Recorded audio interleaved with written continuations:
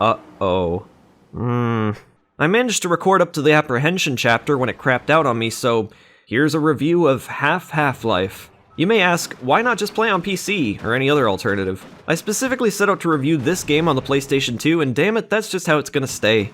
I'm sorry guys, but it was the port that got me interested in reviewing Half-Life in the first place. I've played the game through before, so I'll try my best to get it all across with just half the footage.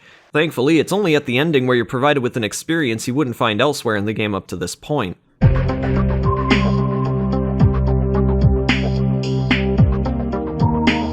So, why did Half-Life have this long tram ride? Well, as far as I can tell, it wasn't necessarily to demonstrate the graphics, it was to immerse you in this elaborate world they've created. Not only does the sequence contain Easter eggs to be discovered for those replaying, but it gives a substantial amount of information to the player and effectively visualizes the role you'll have here in the Black Mesa Research Facility. Who are you? Just your average 27-year-old. Well, if you can call an educated scientist average. More specifically, you're Gordon Freeman, a scientist with an education in theoretical physics. As we reach our destination, we're greeted by Barney Calhoun, a security guard at the facility. Often you can find him engaging in combat against, well, one of the troubles we encounter shortly in.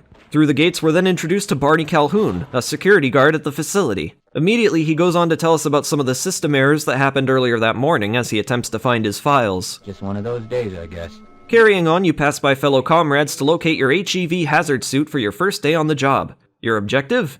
Put the crystal thingy into the big scary laser. Completely oblivious to the actual significance of the crystal thingy, Gordon promptly pushes the cart it resides on into the big scary laser as instructed above from the comm. Unfortunately for you, big scary laser things happen.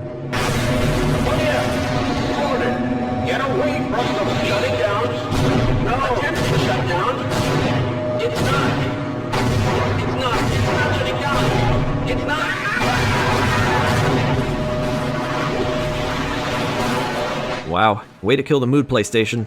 Post-disaster, you cautiously exit the test chamber and see the various results of a post-disaster. Here we spot a scientist attempting to revive Barney Calhoun, a security guard at the facility. Perhaps he should just slap that medkit onto his face. That always works for me. Then we come across Dr. Kleiner. He's dead. As you move on, you come to realize what a profound effect the disaster had on the Black Mesa Research Facility. You run into Eli Vance for the first time, who helps you out by leading you to a door where he activates it with his ocular permittance. Down the hall you spot Barney Calhoun, a security guard at the facility. Unfortunately, it seems like his time was up well before this laser nearly cuts him in half. It only didn't cut him in half because it cut me in half instead. I loaded the game back up and... oh, the game doesn't save automatically. You have to do all the saving yourself. Grab the HEV suit, and then that music kicks in. Half-Life has an interesting soundtrack, a mix of 90s techno, blaring alarm sounds, running water, tinny metallic footsteps, and Barney Calhoun, a security guard at the facility. Transmitting organic matter. Truthfully, there aren't too many tracks in the game. Most can be narrowed down to the ambiance, but it does have some memorable tracks. Alright, so enough chit-chat, just what the heck happened here? Why did the anti-mass spectrometer, this thing, go berserk? And what the heck are these things? So, this event that takes place here is what is from then on referred to as a resonance cascade. Essentially, the insertion of a crystal sample from a border world known as Zen managed to open a portal to that same world when interacting with the anti-mass spectrometer's emitters. I will admit that the possibility of a resonance cascade scenario is extremely Gordon doesn't need to hear all this. He's a highly trained professional. We've assured the administrator that nothing will go wrong. Yes, you're right. What happens as a result is this border world where many different species from other planets had resided becomes free to teleport to planet Earth. How exactly this happens, I wasn't able to find out. I'm not sure if these were voluntary or involuntary teleportations. All we do know is that the alien species are hostile. So, why the crystal sample? More importantly, how? Well, the how part isn't exactly elaborated on, however the game does mention it being quite difficult to obtain. The administrator is very concerned that we get a conclusive analysis of today's sample. I gather they went to some lengths to get it. The administrator at this time, mind you, is Wallace Breen, a character whose relevance really suits in Half-Life 2.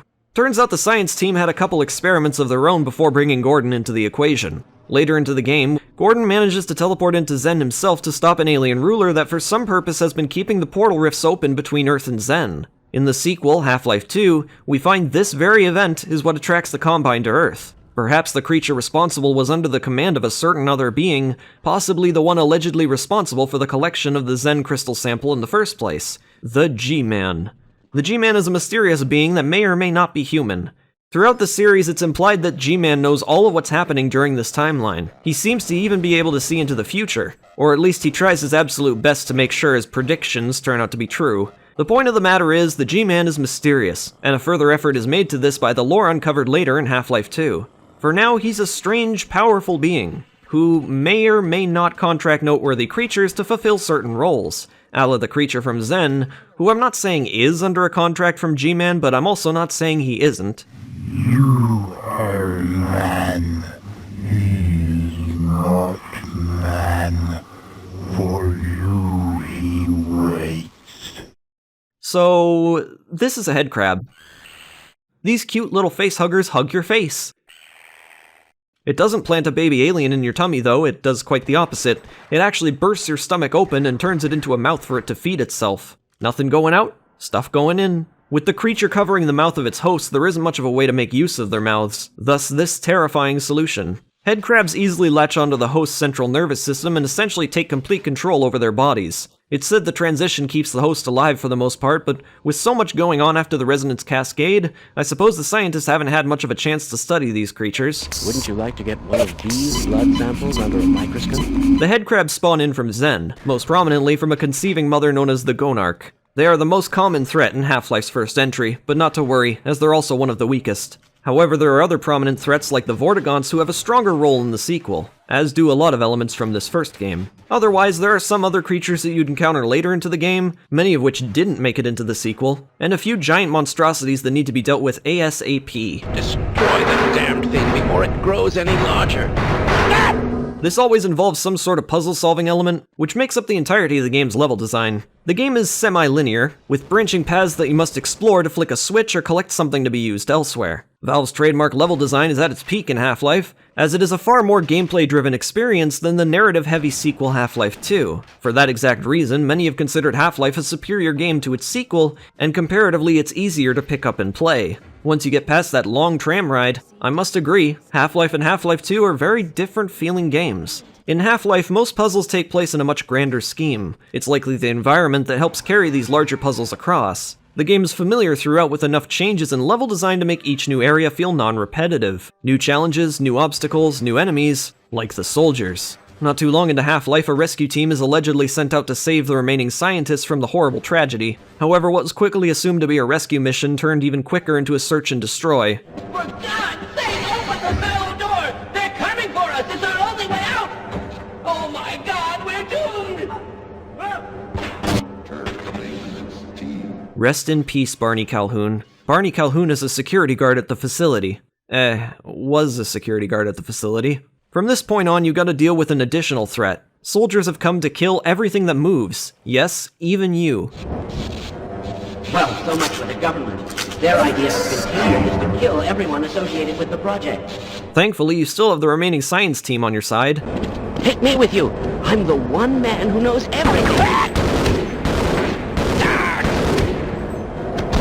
Okay, so what if the most intelligent scientists among them became a willing bullet sponge? We still have our trusty Barney Calhoun. Oh, you get the picture. All right.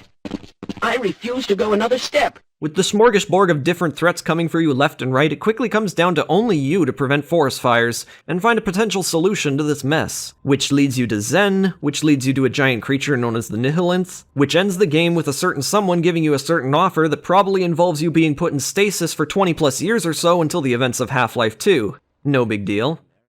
So, what are we left with now? Well, a yellow light of death, and the Half-Life for PlayStation 2 box and manual. The PlayStation 2 port contains a second campaign called Half-Life Decay that focuses on two individual characters proceeding through various missions during the Resonance Cascade incident of Black Mesa, aka Half-Life's campaign. You even get to be the ones to bring up the sample to Gordon as he pushes it into the anti-mass spectrometer. You can play solo by swapping characters at your choosing or have a second player play as the other in split screen. So thankfully, it's not locked to having two people to play with. I always remember playing solo, it was a bit weird because you had to hide the other character from any enemy fire that would happen as you're fighting as the other character. But, you know, it was made for cooperative, so Still, they give you the option, and I think that's nice enough. I would have looked into this more had the disc not gotten stuck in the PlayStation 3. Yes, I could open it up, but I've done that before with PlayStation 3s, and it really is a lot of work to get in there. I'd rather just buy another copy of the disc in all honesty, and I don't want to screw up anything in there. This port also has deathmatch. I'm just glancing over my old stream for a lot of this information, honestly. Only other thing to really say is split screen takes away your weapon models, I guess. It's also probably restricted to vertical split screen, since I usually turn that to horizontal if I get the chance. Lastly, keyboard and mouse support. Yes, just like Unreal Tournament, you can play this game with a keyboard and mouse. Even if I still had the game running, I'm not sure if the Catch-A-Zero-1 supports it. I actually have a good condition PlayStation 2 now, which I could have used, but, well, jammed disk. So unfortunately, that's where I'm gonna have to put this video to a close. Half-Life is good. You need to play it. It's got platforming, shooting, engaging environments, in-game cut sequences, which were pretty much a first for the time. A lot of stuff that you didn't see mixed into first-person shooters then. It's hard to overstate how revolutionary this game was. If there's anything to take away from this video, don't invest in a Catch-A-Zero-1 PlayStation 3. I've gone through 3 of them, and I take good care of my systems. The damn things are faulty. They're ticking time bombs that guarantee a failure in the future. But it has been said that PlayStation 2 games burn this thing hotter than any PlayStation 3 games would do. I'm not sure why that is, I haven't really looked into it. Just save your money, friends. It's not worth the hassle.